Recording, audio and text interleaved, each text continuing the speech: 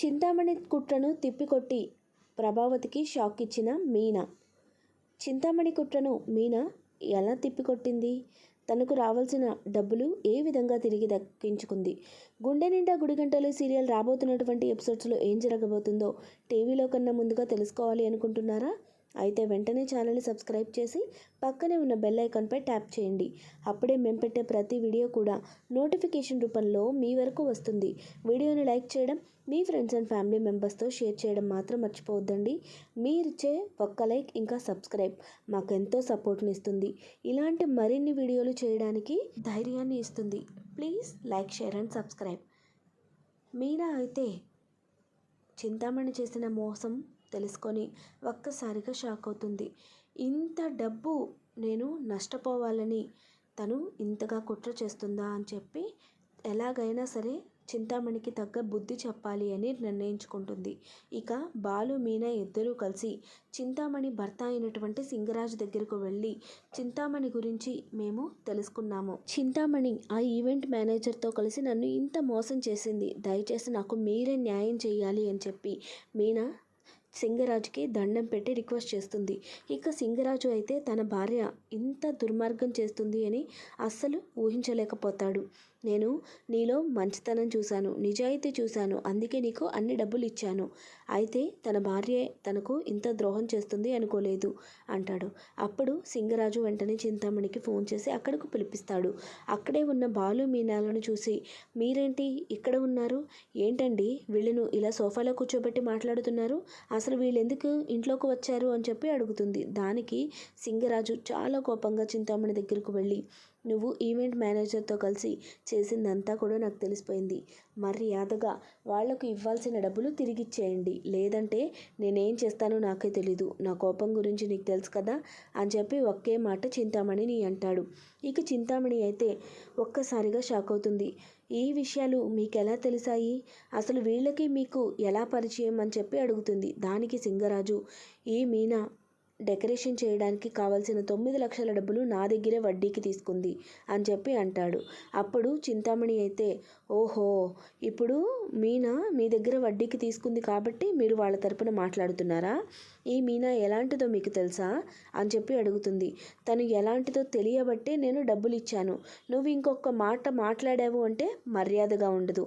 మర్యాదగా తనకు చేసిన అన్యాయాన్ని ఒప్పుకొని తనకు రావాల్సిన డబ్బులు ఇచ్చేయి అని చెప్పి సింగరాజు అయితే చింతామణిని అంటాడు. ఇక చింతామణి మీరు ఏం మాట్లాడుతున్నారు? ఇది నా పనికి సంబంధించిన విషయం. నా పని గురించి నేను చూసుకుంటాను, మీరు మీ పని చూసుకోండి అని చెప్పి అంటుంది. దానికి సింగరాజుకి చాలా కోపం వస్తుంది. చూడు చింతామణి, ఇప్పటి వరకు నువ్వేం చేస్తున్నావో ఏ విషయమైనా కూడా నేను కల్పించుకోలేదు. నీ పనిలో నేను వేలు పెట్టలేదు, అలాగే నా ఫైనాన్స్ విషయాల్లో నువ్వు కల్పించుకోలేదు. అలానే ఉందాం. నువ్వు ఇలా ఒక ఆడపిల్లకి ద్రోహం చేస్తావని మాత్రం నేను అస్సలు అనుకోలేదు. అవతల వాళ్ళని తొక్కి నువ్వు పైకి ఎదిగేది పనే కాదు. అసలు ఇలాంటి పనులు చేయకూడదు. మనం చేసే పనులు నిజాయితీ ఉండాలి. దయచేసి అర్థం చేసుకో. నేను ఇంత సౌమ్యంగా చెప్తున్నాను అంటే నువ్వు అర్థం చేసుకోవాలి, లేదంటే నేను చెప్పే విధానం వేరుగా ఉంటుంది అని చెప్పి సింగరాజు అనడంతో ఇక చింతామణి చేసేదేం లేక సరే నేను చేసింది తప్పే, మీనా డబ్బులు మీనాకి తిరిగి ఇప్పించేస్తాను అని చెప్పి ఒప్పుకుంటుంది. అప్పుడే మీనా సింగరాజు గారి దగ్గరకు వచ్చి చూడండి, మీరు నాకు ఇచ్చిన 9 లక్షలు మీ భార్య దగ్గర తీసుకొని మీ బాకీని మీరు చెల్లేసేయండి అని చెప్పి అడుగుతుంది. దానికి సింగరాజు సరే అని ఒప్పుకుంటాడు. మీనా దగ్గర సంతకం పెట్టించుకొని అక్కడి నుంచి మీనా బాలుని పంపించేస్తాడు. అయితే వెళ్లే ముందు మీనా చింతామణి దగ్గరకు వచ్చి చూడు, నిజం ఎప్పుడు బలంగా నిలబడుతుంది. నిజంగా మనం నిజాయితీగా పనిచేస్తే మనం కష్టం ఎక్కడికి పోదు. మన కష్టానికి తగ్గ ప్రతిఫలం మనకు తిరిగి వస్తుంది అని చెప్పి మీనా అంటుంది. దానికి చింతామణి అయితే చాలా కోపంగా మీనా వంక చూస్తూ ఉంటుంది. ఇక్కడితో ఇది అయిపోలేదు, నీ పని చెప్తానే, ఎప్పటికైనా సరే నువ్వు కాలు కింద చెప్పు కింద ఉండాల్సిన దానివే అని చెప్పి చింతామణి చాలా కోపంగా రగిలిపోతూ ఉంటుంది. అప్పుడే సింగరాజు చింతామణి దగ్గరికి వచ్చి నువ్వేం చేసావో నాకు అనవసరం. మనం ఏ పని చేసినా కూడా ఆ పని మనం చేసినట్టు తెలియకూడదు. కానీ నువ్వు తనకి దొరికిపోయావు కాబట్టి నువ్వు ఏం చేసినా కూడా చాలా జాగ్రత్తగా చెయ్యి అని చెప్పి చెప్తాడు. సింగరాజు అలా చెప్పడంతో చింతామణి అయితే సైలెంట్గా అక్కడి నుంచి వెళ్ళిపోతుంది. ఇక సింగరాజు కూడా తనకు ఏదైతే జరిగిందో అదంతా కూడా మర్చిపోయి తన పనిలో తను పడిపోతాడు. ఇక బాలు మీనా ఇద్దరు కూడా చాలా సంతోషంగా అక్కడి నుంచి ఇంటికి వెళ్తారు. ఇంటికి వెళ్ళిన తర్వాత ప్రభావతి అయితే చాలా సంతోషంగా రవి రెస్టారెంట్ నుంచి తెచ్చిన ఫుడ్ ఎంజాయ్ చేస్తూ తినడం చూసి ఒక్కసారిగా షాక్ అవుతారు. ఏంటి ఈవిడ ఇలా బిహేవ్ చేస్తుంది అని చెప్పి అనుకొని తన దగ్గరికి వెళ్ళి, ఏంటత్తయ్య ఇవాళ ఇంట్లో వంట చేసే పని లేదా, ఇంత ఫుడ్ తెప్పించారు అని చెప్పి అడుగుతుంది. దానికి ప్రభావతి అయితే, నేను ఇవాళ చాలా సంతోషంగా ఉన్నాను, అందుకే ఈ భోజనాన్ని అంతా రవి రెస్టారెంట్ నుంచి తెప్పించాను అని చెప్పి అంటుంది. మీ సంతోషానికి కారణం ఏంటో మేము కూడా తెలుసుకోవచ్చా అని చెప్పి అడుగుతుంది. ఏముంది, ఇక మీద నువ్వు ఈ బయటికి వెళ్ళి పనిచేయాల్సిన పనే ఉంది, వంటింట్లో వంటగదిలో గడపాల్సిందే. ఈ ఒక్కరోజు నీకు రెస్ట్ ఇద్దామని చెప్పి నేను బయట నుంచి ఆ ఫుడ్ తెప్పించాను అని చెప్పి అంటుంది. దానికి మీనా, మీరు చెప్తుంది నాకేం అర్థం కావట్లేదు అత్తయ్య, కొంచెం క్లియర్గా చెప్తారా అని చెప్పి అడుగుతుంది. అప్పుడు ప్రభావతి అయితే, నువ్వు చేసిన డెకరేషన్లో 9 లక్షలు నష్టం వచ్చిందంటగా, ఇప్పుడు ఆ డబ్బులు నువ్వే కట్టాలంటగా, ఇక మీద నీకెవ్వరూ డెకరేషన్కి ఆర్డర్లు ఇవ్వరంట కదా, నిజమేనా అని చెప్పి అడుగుతుంది. దానికి మీనా, మీకు ఈ విషయాలన్నీ ఆ చింతామణి చెప్పిందా అని చెప్పి అడుగుతుంది. అవును, నా స్టూడెంటే కదా ఎంతైనా చింతామణి, తన ద్వారానే నాకు ఈ విషయాలన్నీ తెలిసాయి. నీకు ఇక ఈ పని మీద అస్సలు ఛాన్సే లేదనుకుంటా, ఇక నువ్వు ఇంట్లో వంట చేసుకుంటూ ఇంటి పని చేసుకుంటూ బతకాల్సిందే కదా అని చెప్పి అంటుంది.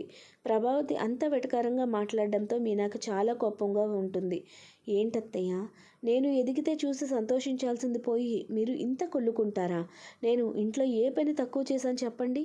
నేను ఏ పని చేసినా కూడా ఇంటి పని ముందుగా చేసే కదా బయటకు వెళ్తున్నాను. అయినా కూడా మీకెందుకు నా మీద ఇంత కక్ష అని చెప్పి అడుగుతుంది. అప్పుడే బాలు, నువ్వు ఎంత కుళ్ళుకుంటే అంత ఉబ్బిపోతావు, కుళ్ళుకో. నీ కుళ్ళు వల్లే మీనాకి ఇప్పుడు రావాల్సిన ఆర్డర్ నుంచి చక్కగా రావాల్సిన డబ్బులు రూపాయితో సహా అన్నీ తిరిగి వచ్చాయి. చింతామణి తను చేసిన పాపాలకి అనుభవిస్తుంది అని చెప్పి అంటాడు. వెంటనే ప్రభావతి షాక్ తింటుంది. మీరేం మాట్లాడుతున్నారు? చింతామణి చేసిన పాపాలు అనుభవించడం ఏంటి, మీనాకు డబ్బులు తిరిగి రావడం ఏంటి? చింతామణి మీకు 9 లక్షలు నష్టం వచ్చిందని చెప్పింది కదా అని చెప్పి అడుగుతుంది. అప్పుడే మీనా బాలు ఇద్దరూ కూడా జరిగిందంతా ప్రభావతికి చెప్తారు. ప్రభావతి ఒక్కసారిగా షాక్ అవుతుంది. ఈ చింతామణి పెద్ద ఏదో చించేస్తాను పొడి చేస్తాను అంది కదా, ఇదా తను చేసింది అని చెప్పి అంటుంది.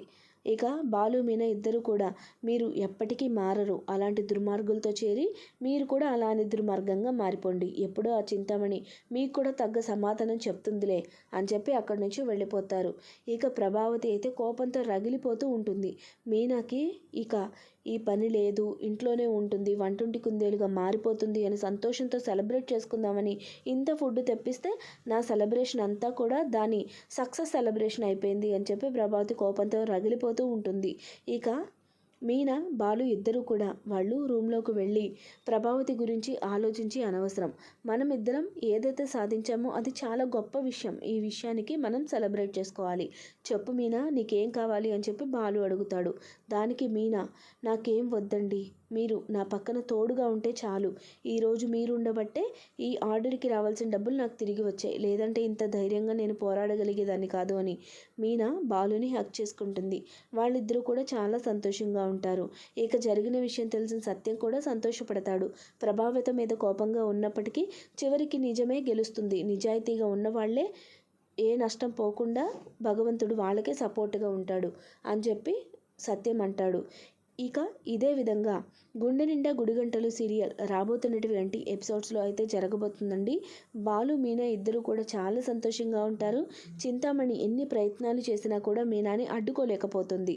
చింతామణి తిరిగి ఏ ప్లాన్ వేస్తుంది అనే విషయాలు కూడా రాబోతున్నటువంటి ఎపిసోడ్స్లో ఖచ్చితంగా చెప్తాను. ప్లీజ్ వీడియోని లైక్ చేయండి, ఛానల్ని సబ్స్క్రైబ్ చేసుకోండి. Thanks for watching friends.